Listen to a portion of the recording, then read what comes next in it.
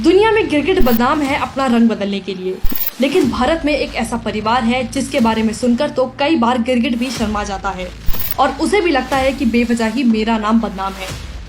जी हाँ, सही समझ रहे हैं आप। हम बात कर रहे हैं राजनीति को अपने बाप की जागीर समझने वाली कांग्रेस की, जो सत्ता पाने के लिए कभी रामदोही बन जाते हैं तो कभी जनेऊधारी और जरूरत पड़ने पर गंगा में डुबकी लगाकर हिंदुत्व का चोला ओढ़ना भी जानते हैं। मकसद बस सत्ता की कुर्सी को हथियाना है।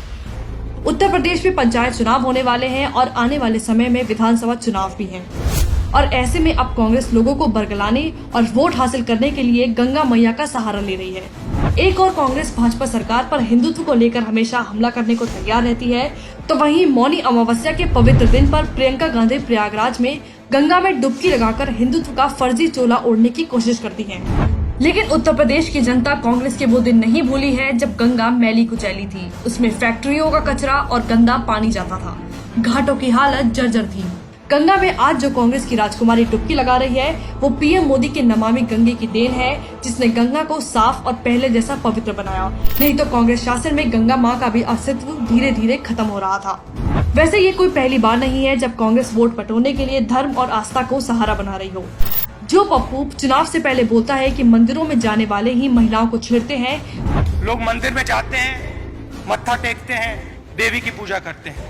आपको कोई बहन कहता है, कोई माँ कहता है, मगर सच्चाई ये है कि वही लोग आपको बस में छेड़ते हैं। वही चुनाव में वोट हासिल करने के लिए कोर्ट पर जनेऊ धारण कर लेता है।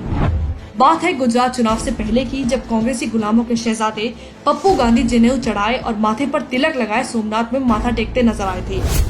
जी हाँ, वही सोमनाथ जिसके जीर्णोद्धार को नेहरू ने हिंदू पुनरुत्थानवाद बताया था और नेहरू नहीं चाहते थे कि राजेंद्र प्रसाद सोमनाथ मंदिर के उद्घाटन में जाएं।